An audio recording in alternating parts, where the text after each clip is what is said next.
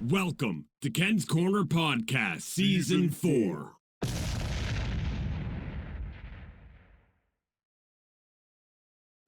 Hi, everyone. It's Ken from Ken's Korner, and today I'm here with Sean Mitton, book author and speaker. How are you today, Sean? Ken, I'm doing great. How about yourself? I am doing great up here in beautiful Stouffville. I know it's not as warm as where you are in North Carolina there, Sean, but we're going to talk about Canadian hockey. And more importantly, we're going to talk about your books that you did author, The Goal That United Canada and When Canada Shut Down. So how did you get your start in writing the 72 series books, Sean?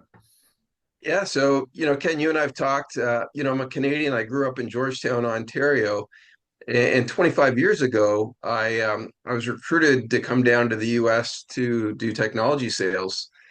And one thing that led to another. There's a lot of Canadians in kind of the Raleigh area because RBC was here, Nortel was here, and they actually had a Canadian consulate. And so many years ago, I formed a Canadian group living in North Carolina. It was called Can South. And, one thing led to another. And I actually had Paul Henderson come down and speak to us at that time, the RBC Center. And, Paul and I have gotten to be really good friends over the years. And, he'd love to come down, talk to a group of Canadians, and then also go golfing, this is a great place to come down in North Carolina. And what was amazing was, he shared his journey of what had transpired. And this was about 2010.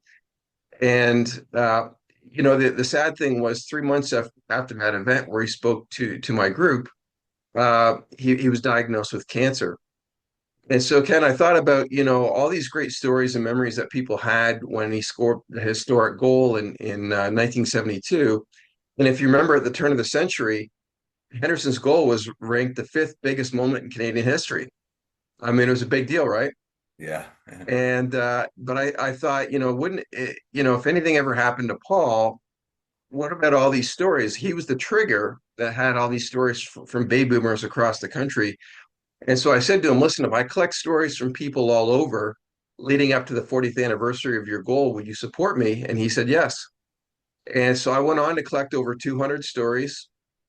I spoke to a lot of people, common people from Victoria to Newfoundland, but also people like Walter Gretzky, Daryl Sittler, Peter Mansbridge, Don Cherry. That's amazing. It was a wide range of people. Terry Fox's brother, Fred Fox, and it was really eye-opening because it's so rare in a country's history that they have a collective memory that's really positive. And living in the US, I find that there's not really that there. But when I think about the 72 Henderson goal, like it's just a moment in time. And I really want to capture that in the book, The Goal That United Canada. So that's in a long story, Ken, that's kind of how I got to where I am there. Thank you. You did mention the Terry Fox there. I do want to know a little bit about the first ever Terry Fox run in North Carolina. But first, I want to ask you, Sean, can you give us some of your favorite stories during these books that you've written? Yeah. So the first one in the book came actually from Paul Henderson, and he told the story about how it was the Christmas of 1972, and he got a card. And this lady sent him a card and said, Paul, you gave me the best Christmas gift that anybody could give me. You saved my marriage. And so, the essence of the story was, if you remember back in the eighth and final game, it was 5-3 for Russia. And so this couple were going to sign the divorce papers that day. And so the lady came over to the house. And so, the gentleman just said, I'm watching the game on TV because it happened mid-afternoon on a Thursday. And he said, listen, can we wait till the game's over? And so we watched the game, 5-3, Canada gets a goal, it's 5-4, and they're starting to think, maybe there could be a comeback. And then, there's another goal, I believe it was Cornway, and it's 5-5, and the proud Canadians cheering for the team. And of course, Henderson scores with 34 seconds left, and they embrace. And, I think they thought, well, if we can be this happy over a hockey goal, maybe there's other things that we could be happy about. And they never signed the divorce papers. And so she went on to say to Paul, she said, if you hadn't scored that goal, we would have absolutely signed those papers. But because you didn't, we stayed together, and I just want to thank you. And so that's the first story in the book, called "The Goal That Saved a Marriage." That's such an amazing story. Thank you so much for that. Can you walk us through how Terry Fox Run came in North Carolina? It's a really big thing, obviously, up here in Canada. It's amazing that you managed to get it down there in North Carolina. Yeah, so I've all through my life I've been a Terry Fox fan, and it's just it's an unbelievable story. And so there in the U.S., not as many people know the Terry Fox story. There was a great movie done on ESPN by Steve Nash on the 30 for 30 series about Terry, and that's generally speaking how people would hear about it. And so I alluded earlier about the Canadian group that we had, Can South, and so my thought was, what if we organized the Terry Fox Run internationally? And so in 2010, I organized a run at NC State University, which is very close to where I live. And I thought, I work with the international director in Toronto, and I said, would it be possible to have, at that time, Judith Fox, Terry's sister, was very involved in the organization. Would it be possible for Judy to come down? And anyways, one thing led to another, and it worked out. We brought Terry's sister down, and it was really incredible because, it received so much media attention. The Durham Bulls are a big deal here in North Carolina. And Oh, what was amazing was they had a Durham Bulls truck, a van that, if you remember the mascot, I and they do. drove Judy Fox around the outfield during one of the playoff games, and then ran a video of Terry Fox in the Jumbotron at a Durham Bulls baseball game. That's amazing. Uh, it was amazing. I get chills thinking about it. And on top of that, I have a friend who is a Canadian-born broadcaster. He went to University of Western, and I said, Mark, is it possible we could get a Terry Fox story on WIR on the TV station here in North Carolina? And he made it happen. And so he spoke to Judy. He had some video clips, and then we had a couple other interviews. A couple including newspaper articles about Terry as well. So I was excited because more than anything, versus raising money, is just about getting the story out that inspires people. And still to this day, the Terry Fox story will come up, and I'll share the story, and I still get chills because it's unbelievable to me that he was literally running a marathon a day, and being a proud Canadian. That's something I love to share. Yeah, that's really gives me goosebumps, John. Thank you so much for talking about Terry Fox. It's amazing. Yeah, We're going to move on a little bit and let's talk about sure. the 50th book. I would like to know how that became and what made it different from your other projects. Yeah, so one of the great things about doing the Goal That United Canada was my hockey network and my connections really expanded significantly. And so one of the people who I met through that journey, if you will, is a gentleman by the name of Paul Patskow. And Paul is one of the leading hockey historians in Canada. And he's been involved in so many projects, including, the CBC series about the 72 series, the NHL projects. And so he came to me, and this was just before COVID. And he said, Sean, would you be interested in doing a book with me on the 50th anniversary? And what was different about this is we really wanted to do it from a Soviet and Canadian perspective, to have kind of the two balances of the story. And we had a third individual, and his name's Alex Braverman. And Alex was very important in this project because he got us access to the Russian hockey network, but he was also able to translate the interviews. And so, we got access to people like, Tretiak, Yakashev, Boris Mikhailov, Vladimir Petrov's son, Tretiak's grandson, the Russian stick boy, which, he was incredible. And so we got so many different perspectives and heard from their side of the story. And so that was the book when Canada shut down. 72 stories, both from a Canadian and Soviet perspective. And boy, did I learn so much, Ken. It was just a fascinating opportunity and a real pleasure. And we launched that for the 50th anniversary. That's amazing. I know I keep saying that, but everything you're saying is really resonating with me being young and watching this as a child and as a Canadian. It was just amazing to do back then, Yeah. and Russia coming to Canada and playing. My next question for you, Sean, is there was a meeting between the grandsons of Henderson and Tretiak. Can you tell us how this became? Yeah, absolutely. When you put a book together, you kind of have visions of things that you would like to happen, or interviews you'd like to get, or stories you'd like to tell. And there was two things that I had as kind of, if you could say, kind of dream of this book. And the first dream was, wouldn't it be amazing if I could get both Paul Henderson and Tretiak to be in the forwards of the book, to write the forwards of the book. And so that was one, because as you know, there's so many 72 books out there, but nobody's ever had both Henderson and Tretiak as writing a forward, and that happened for the book. So I was very, very happy that that happened. But the second thing was, when we think about 50 years ago, the younger generations don't always understand or appreciate how big that goal was, because literally it changed hockey.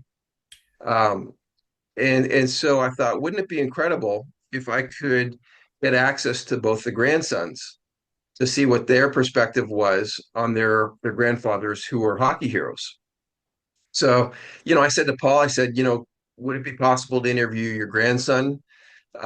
Things worked out, and I ended up talking to his grandson Alton. And then through Alex Braverman, we got access to Tretiak's grandson, and his name is Max Tretiak, and he's actually a goalie in the KHL in Russia. He's a pro goalie. And so one thing led to another, and I thought, wouldn't it be great for them to interact and have a conversation? And so we got a Zoom call to happen and had the four of us, Alex, myself, and Alton and Max Tretiak. And I get goosebumps when I think about it, because it's so cool that these grandsons of history, how they digested their grandparents' success, what it meant to them, but also what their journey was like. And what was funny was, at the end of the day, they were just really interested in talking about hockey and understanding how each other's experiences were. Because Max was asking Alton, like, what is it like to play college hockey in Canisius Buffalo? And, to play hockey and get an education, because that wasn't something that was common in Moscow.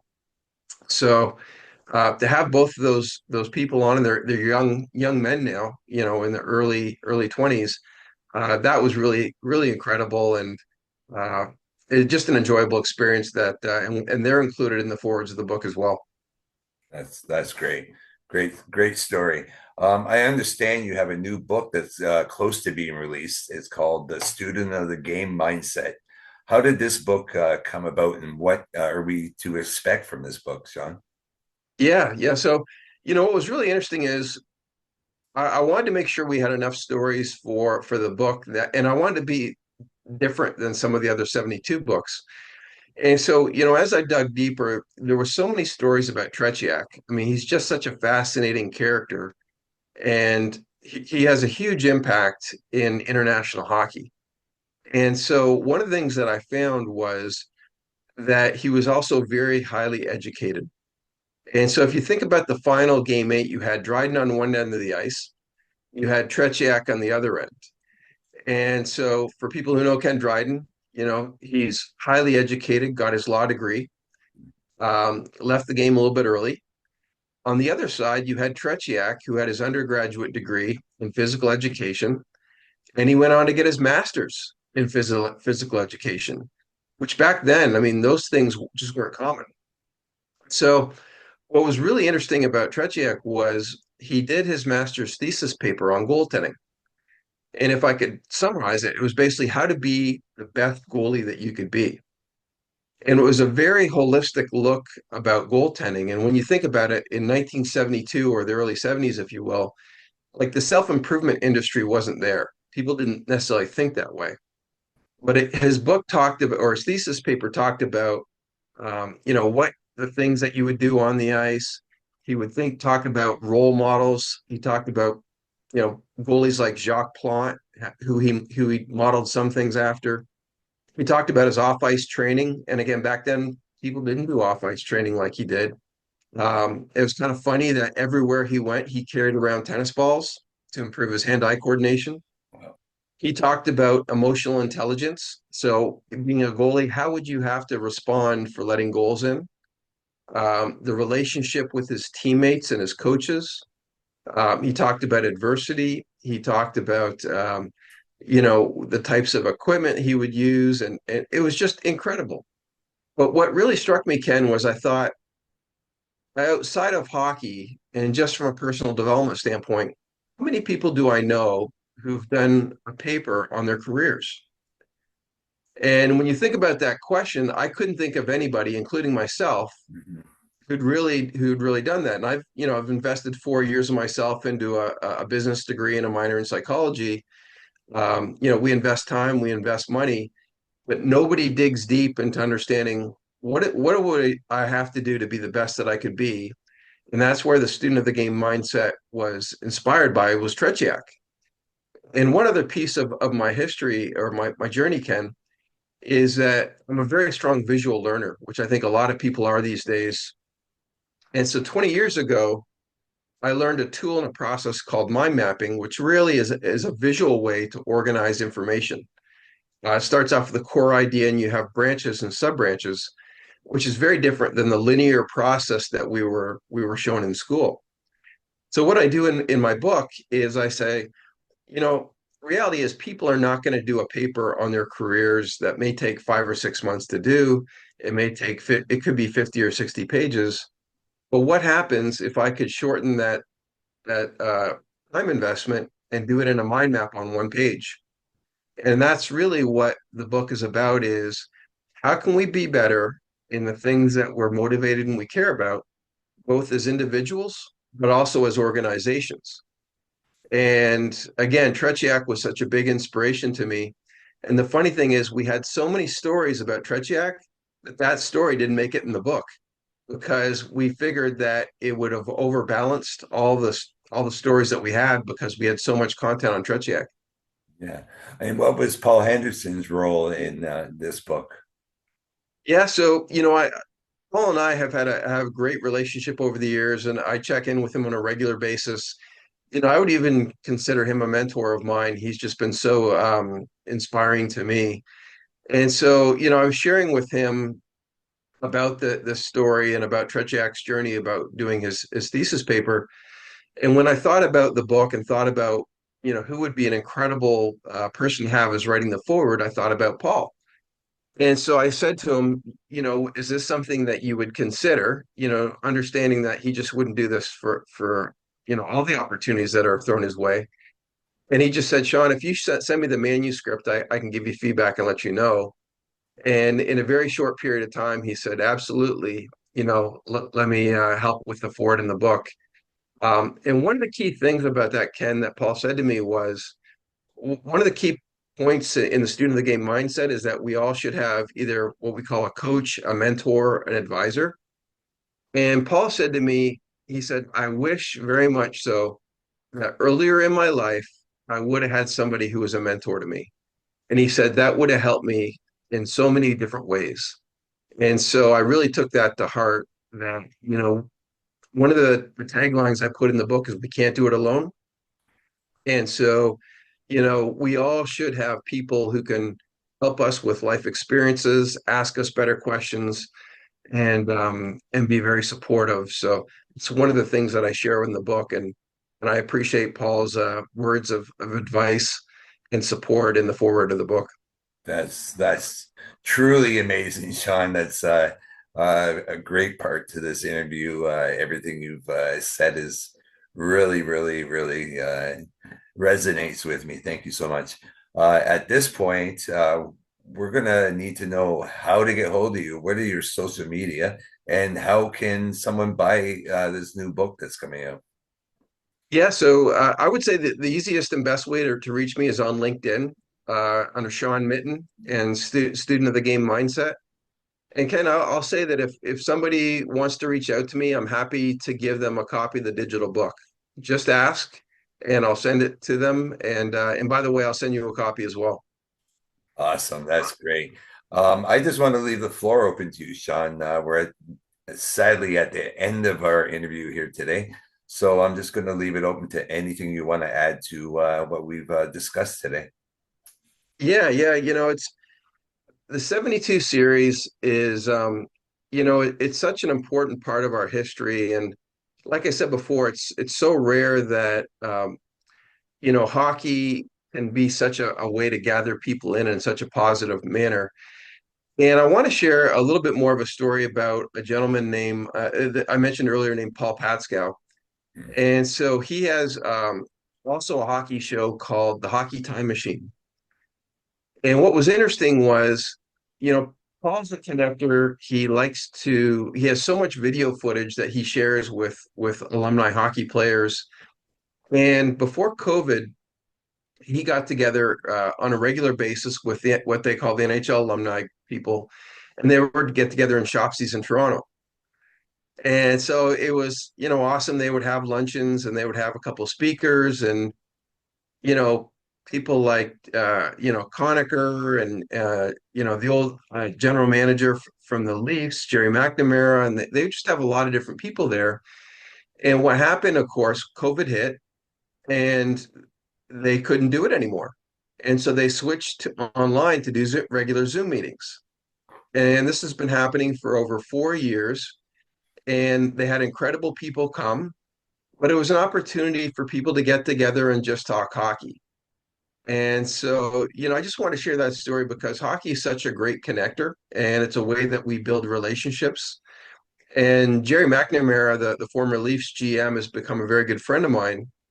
And Jerry and I joke that, sometimes when you get older in life, and, I'm in my 50s now, and he's well past that, that it's not always easy to garner and make new friends. And it's through the hockey community, that whole process has happened. And I can tell you that Jerry McNamara is such a happier man these days because he's able to connect with other people, have great conversations, share memories. And I think, podcasts and communities of hockey, opportunities to share great memories. And you and I talked about, the old Leafs and the Islanders series back in '78. I mean, those types of stories help connect us and bring back memories and connect people. So some of the things that I kind of take away from all these projects is it's one thing that hockey's the centralized piece, but it's a way to help connect people. And I think that's really important these days. I agree. And Paul, I was fortunate enough to meet him during an Argo game in the press box, and he led me to you, Sean, and many other great people that always seem to say tons of great things from Paul. And one day I'm going to get Paul onto this podcast. I know he's quite the busy guy with the alumni stuff and everything he does, and it's amazing. Thank you so much for mentioning him. I want to let everyone know, get out there and buy this book, The Student of the Game Mindset. It sounds like a really good book, authored by none other than Sean Mitton, who's here today on Ken's Korner Podcast. I want to thank you again, Sean. Sean Mitton, author and speaker. Thank you so much, Sean. Yeah, Ken, if I can just correct you there so people can go to the right name on LinkedIn. My last name is spelled Mitton, just so they can find me. Yeah, did I say it wrong? I think you said Minton, but that's okay. Mitton. So just so they can find me on LinkedIn if they want to copy the book. Perfect. Thank you so much for your correction. It's No worries. Always good to have a professional like you, Sean, showing me the way and showing me the ropes. I appreciate that. You have a great day today, Sean. My name's Ken Judge, and we've been on Ken's Korner Podcast with Sean Mitton. Is that better? That's awesome. Thanks for having me on, Ken. I love talking to you today. Thank you very much. It was my pleasure.